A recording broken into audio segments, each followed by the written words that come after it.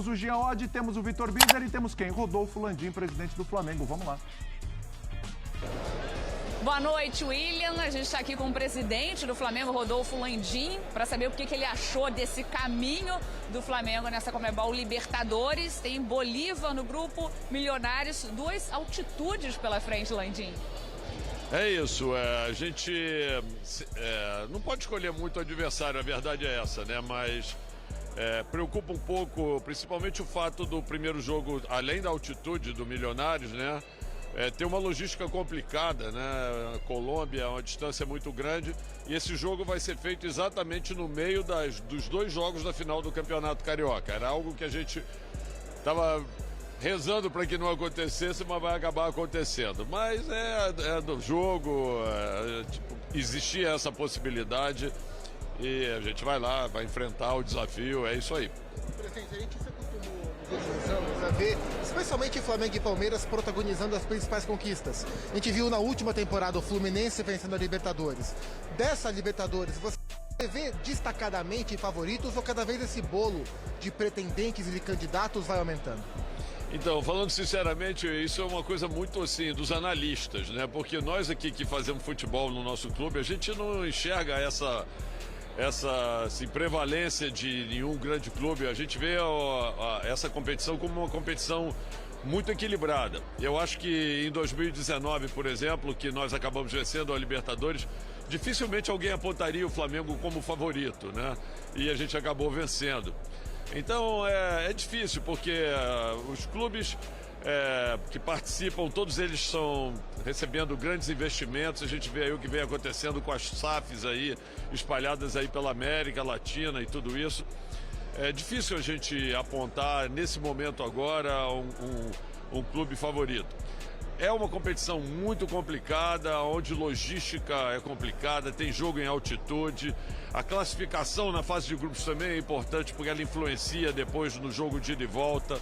Então, eu diria hoje que eu não vejo grandes favoritos para essa competição. Acho que ela é muito equilibrada, sinceramente falando.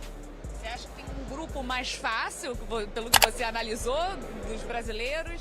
Sim, como eu falei, como é equilibrado, é difícil da gente falar, mas assim, existem grupos ali que a gente preferia estar, sinceramente. Qual, por exemplo? Falando. Não, deixa pra lá. Mas assim, eu já comentei, quer dizer, jogar na altitude é um problema para todos os clubes brasileiros, a gente sabe, historicamente é um problema, e a logística muito complicada também é um problema, né?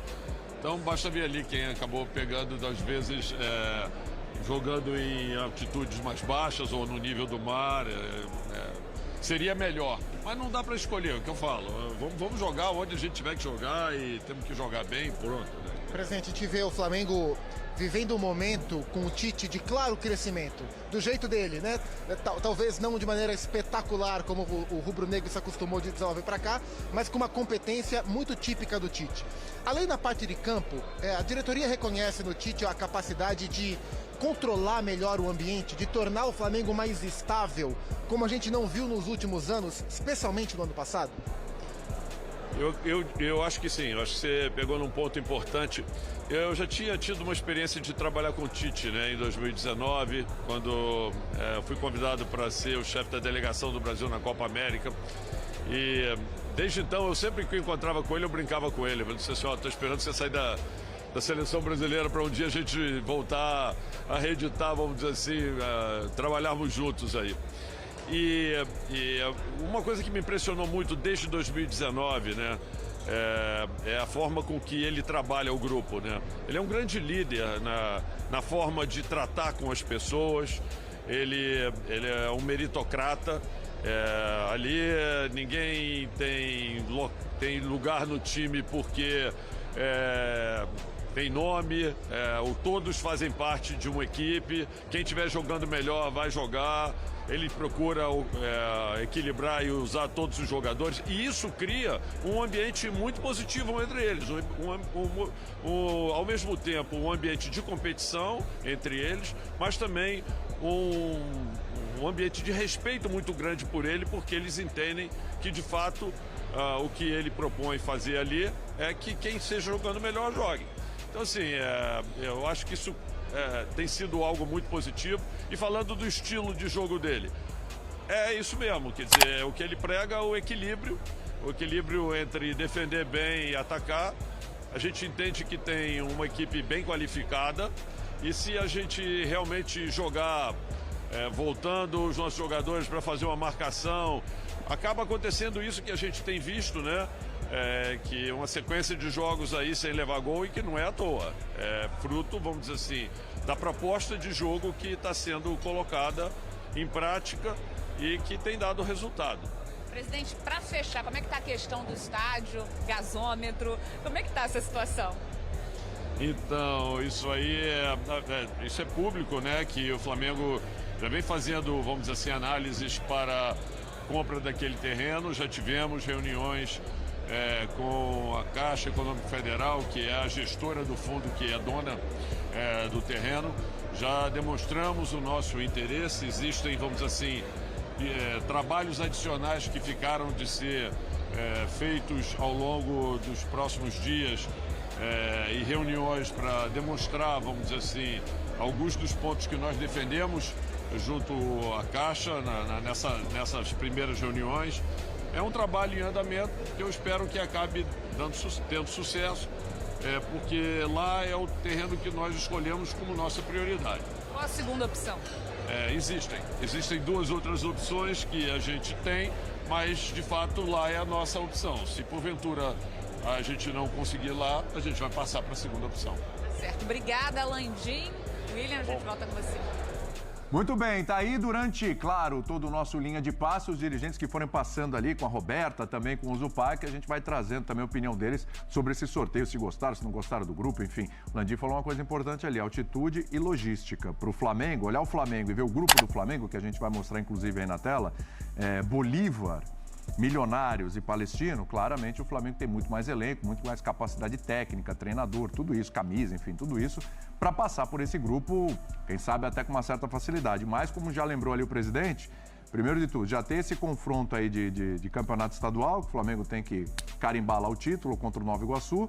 Aí, entre esses confrontos, o Flamengo já vai ter que sair para fazer uma partida, porque começa a Conmebol Libertadores ali no comecinho mesmo de abril, datas 3, 4 e 5, e depois a gente atualiza tudo isso.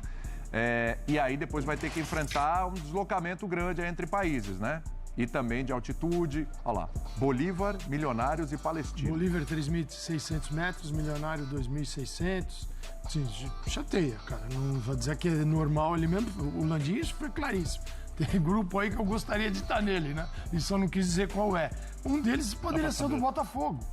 O Botafogo que chegou por último na história, não saiu mal. Tem a LDU, não é fácil, atual campeão da Sul-Americana, mas Júnior Barranquilla, Universidade... Botafogo e LDU que estiveram no mesmo grupo da Sul-Americana no ano passado, não foi isso? Acho que foi. Exatamente. Foi. Estiveram no mesmo grupo. E, cara, poxa, isso não dá pra reclamar. E o Flamengo, sim, aí vai ter que pensar bem. Também o Flamengo tem todas as condições, né? Vai viajar com um voo fretado, não vai... Então... Mas ele vai para Bolívia, vai para Colômbia, vai estar jogando o Campeonato Brasileiro também. Tem uma série de aspectos aí que envolvem a disputa não só da Libertadores, mas do Campeonato Brasileiro, depois Copa do Brasil. Então agora sim que vai começar a temporada. Até agora a gente viu o estadual numa outra dimensão. Agora começa para valer. Boa noite, Calçade, Jean, William, a todos que estão fazendo a cobertura, aos fãs do esporte. Eu entendo o que quer dizer. E é óbvio que a gente não assistiu os jogos profundamente de muitas dessas equipes da América do Sul, porque não há tempo para isso, viável em 24 horas dentro do que a gente tem que fazer no dia a dia. Porém, olhando um pouquinho a situação do grupo do Flamengo, olhando com uma certa superficialidade, o Bolívar é um time do grupo City, joga na altitude. Sim. Algum perigo, sem dúvida nenhuma, mas olhando a diferença de força, é muito grande. O Milionários também joga na altitude, 2.500, 2.600 metros, né? De Bogotá. Fez 12 jogos pelo Campeonato Colombiano, 6 derrotas, 3 vitórias, 3 empates. Começa muito mal. Sim. Muito mal o Campeonato Colombiano. E o Palestino, sim, eu vi os jogos de classificação, é fraco. É fraco mesmo, assim. Não tem condições de competir com o Flamengo do Tite. vou repetir, não tem condições de competir com o Flamengo do Tite, a não ser que o Flamengo jogue muito mal e alguma coisa muito diferente aconteça. Então, eu concordo com o presidente do Flamengo. Há grupos mais fracos que o grupo do Flamengo, mas o grupo do Flamengo é muito acessível, não só para a primeira colocação, como também para terminar ganhando todos os jogos. E aí fazendo aquela pontuação que vai dar garantia nas próximas fases. É o que tem acontecido com o Palmeiras. A altitude talvez tenha um peso ali no jogo contra o Bolívar, quem sabe contra o Milionários, mas assim, é um grupo muito acessível, o Flamengo não pode reclamar do grupo. O grande desafio desse grupo não são os adversários, e sim justamente a logística e a altitude, é isso, Jean? É isso, eu acho que claramente... O Bolívar até fez uma bela campanha a temporada passada. Passou de fase, né? Passou de fase. Talvez seja o time mais perigoso do grupo do Flamengo. Uma bela pontuação, né? E acho que tem o fator campo que evidentemente conta muito. Mas também se a gente olhar para o Campeonato Brasileiro, se a gente olhar para a Libertadores do ponto de vista técnico, querendo achar adversários tecnicamente que podem dificultar a vida dos brasileiros, a gente vai achar poucos. Então essa é a verdade. Tecnicamente você olha para qualquer grupo com os brasileiros e vai dizer, bom, se a gente vai levar em consideração só o aspecto técnico, o brasileiro vai passar, em todos os grupos. Aliás, é curioso, né? Porque o Botafogo poderia ter caído num grupo com River Plate, Independiente del Valle e The Strongest, por exemplo. Sim. E no fim ficou com um grupo, como disse o Calçade, porque o Botafogo, por vir do pote 4... ele tinha a possibilidade de ter um grupo realmente mais complicado. Encarar o pior pela frente. Exato. Tinha 6 possibilidades de brasileiros. Exato. Inclusive, né? Exato. Mas não cair no grupo do Flamengo, do Palmeiras, do Atlético, era complicado. Então, acho que assim, foi o grande vencedor do sorteio, porque também era aquele que poderia ter um sorteio mais complicado do que os outros. Os outros, por pior que seja, e a gente pode discutir quem se deu pior, quem se deu melhor e tal, mas por pior que seja, você vai dizer, olha, o brasileiro vai passar, em todas. Você pode, se você levar em consideração apenas a questão técnica. E você cravaria todos em primeiro, Jean? Cravaria. Não, só uma análise aqui. Você acha o grupo do Flamengo mais difícil que o grupo do Botafogo? Não, eu tô falando o contrário. Ah, tá, que do Botafogo é mais fácil. Eu tô falando que o Botafogo é o grande vencedor do sorteio. Isso. Porque poderia ter... Porque ele poderia ter caído num grupo cenário complicado, de fato. Talvez fosse o único que pudesse ter caído num grupo complicadíssimo, até para a classificação, e isso não aconteceu. Então o Botafogo se deu. O Flamengo, acho que a questão é o que você falou. Tecnicamente o Flamengo é infinitamente superior a qualquer adversário. É um grupo chato do ponto de vista da logística. E aí eu olho muito, quando a gente fala de logística, para o Campeonato Brasileiro. Eu sei que os clubes brasileiros não costumam fazer isso muito, mas vamos lembrar do que fez o Palmeiras na temporada passada. O Palmeiras poupou na Libertadores. Pra jogar a final do Paulista. Pra jogar a final do Paulista e... Bom, galera, então, depois desse sorteio, eu gostei do sorteio. Achei nosso grupo um grupo tranquilo. Não é o mais fácil, mas eu achei um grupo tranquilo. Vamos jogar contra o Bolívar na altitude em 3.600 metros. Milionários na Colômbia a 2.700 e o Palestino do Chile, que geralmente nas participações que ele teve nas Copas Sul-Americanas, jogou muito mal. Então eu acho que dá pra gente ganhar todos os jogos. Mesmo lá na altitude, lógico que nós vamos fazer uma grande partida por causa da altitude, mas vamos ganhar todos os jogos, provavelmente. E dá até para poupar jogadores no jogo de volta no Maracanã contra esses 3 times aqui, dependendo de como o Tite vai querer encaixar para um próximo jogo. Exemplo, Palestino no Maracanã, vai dar para poupar muito provavelmente, né?